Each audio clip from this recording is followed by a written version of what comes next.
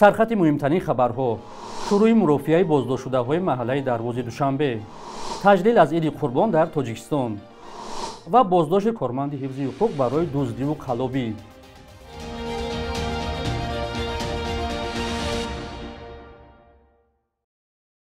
درود بیننده‌های عزیز، برنامه نویدی بامدادی را با خبرها از تاجیکستان و جهان از استودیوی رادیوی آزادی در دوشنبه تقدیم می‌کنیم. امروز 6 ایون است. ساعت 5:45 صبح امروز با حضور هزاران نمازگزاران در مسجدهای تاجیکستان نماز عید قربان خوانده شد.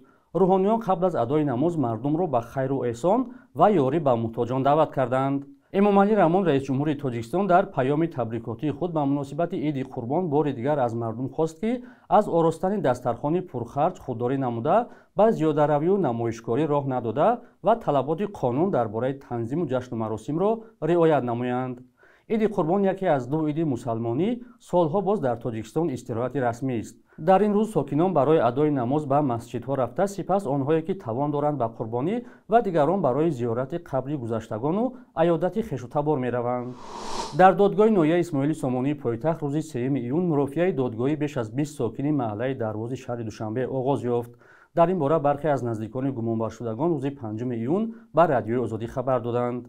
در حالی که دادگاه و دیگر ساختارهای دادگاهی از نشر این خبر خودداری می‌کنند، به گفته پیوندان برخی گمانبرشده‌ها اکثر آنها برای تشویق عقاید جرایان ممنوع سلفیه عیبدار می‌شوند.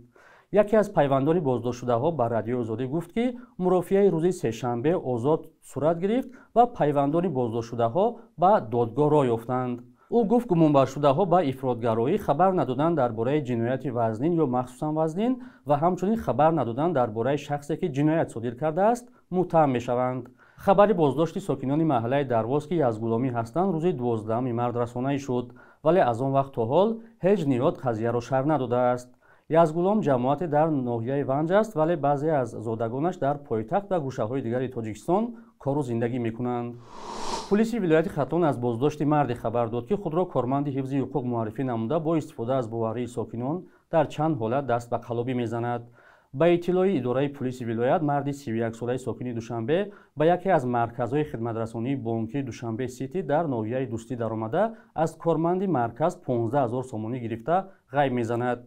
کارمند مرکز در نوار پخش نموده مقامات تصدیق میکند که بازداشت شده خود را کارمند پروکراتور معرفی کرده است.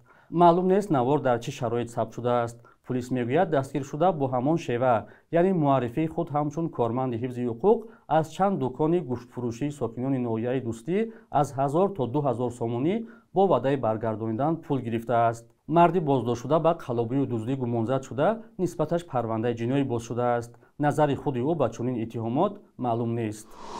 کاهش کمک‌های بشری به افغانستان بدتر شدن احوال اقتصاد کودکان زیادی را مجبور کرده است مکتب را گذاشته کار کنند تا عائله‌شان گرسنه نماند.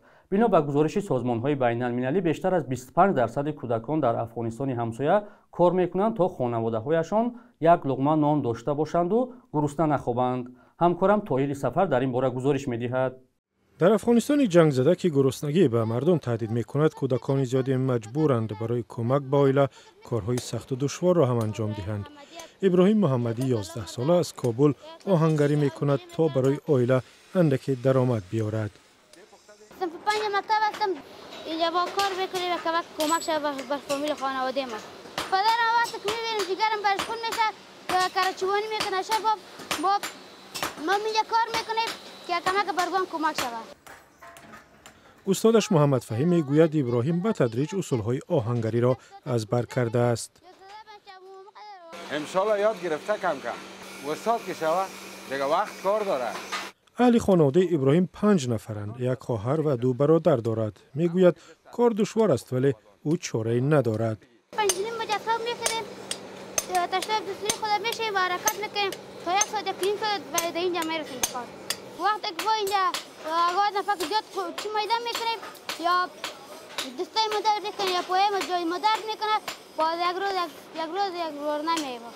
اطفال هم سند سال خود را میبینن مجبور نیستن کار کرده. ما میخوایم کبور رقم کار نکنه در ما مجبور هستیم کار کنیم. با گفته سازمان ملل افغانستان تحت نظارت طالبان در پنجه بحران عمیق گرسنگی است. تقریبا 80% اهالی و یا 30 میلیون نفر غذای درست نمیخورند. احوال کشور و اقتصاد آن بعد بازگشت طالبان به قدرت در سال 2021 بدتر شد و تعداد کودکان کارگر مثل ابراهیم را در افغانستان زیادتر کرد. استاد خلافت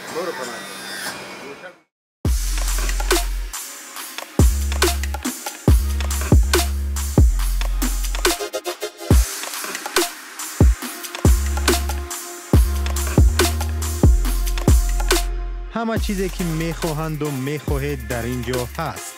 تازه ترین اخبار، گزارش های ویدیویی، شرح حادثه و تحقیقات ژورنالیستی. زمینه رادیو آزادی را نصب کنید و همه این را با انگشت زدن به تلفن هوشمند خود به دست بیارید. معلومات اکتشافی ایالات متحده آمریکا حساب کرده است که در نتیجه حمله های هوایی اوکراینی ها بالای فرودگاه های حربی روسیه روز 1 ایون 20 هواپیما از کار برآورده شد. در این باره روز 5 ایون خبرگزاری ریترز با تکیه به مقامات آمریکایی خبر داده است. از این میان 10 هواپیما نابود کرده شده، دیگرها آسیب دیدند. این رقم با اظهارات پیشینی پرزیدنت اوکراین ولادیمیر زلنسکی که گفت 41 هواپیمای حربی روسی را کارنشایان و از این میان نصفش را نابود کردند در اختلاف است. عین زمان منبع‌های ریترز با اهمیت این عملیات تاکید کرده تخمین کردند که در نتیجه احتمالاً روسیه موقعش را در مذاکره‌ها اوید به آتش‌بس سخت‌تر خواهد کرد. نمایندگان مقامات آمریکایی میگویند که درباره آمادگی اوکراین با چنین یک عملیات از پیش خبر نداشتند. بخش یک روزی تاریخ را همکارمون خیرامان بخشوده آماده کرده است که تحولات مهمترین تاریخ را در روز 6 ایون فرا میگیرد.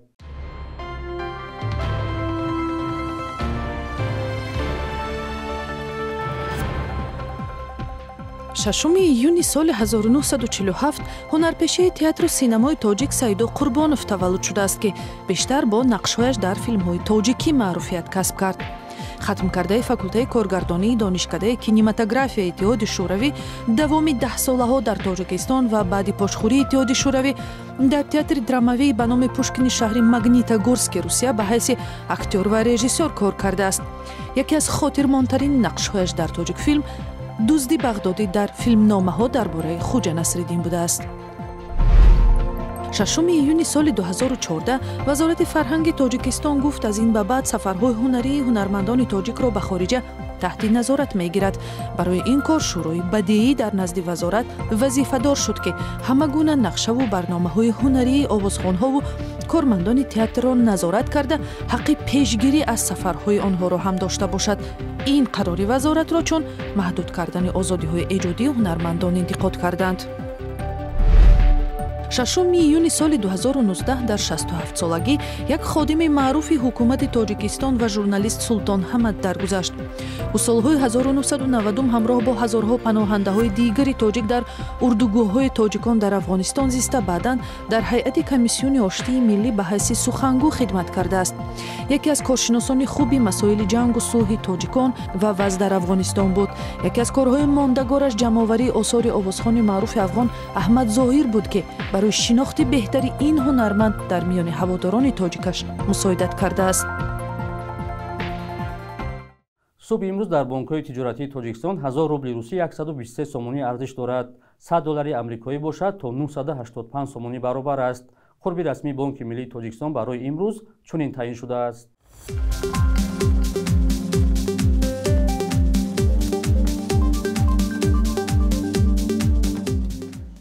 بینندگان عزیز، مهلت جدا شده برای برنامه نوید به انجام رسید. خبرهای از این بیشتر را در سامانه رادیوی آزادی با نشانی azadi.org و azadi mobi پیدا کنید. خدا نگهدارتون.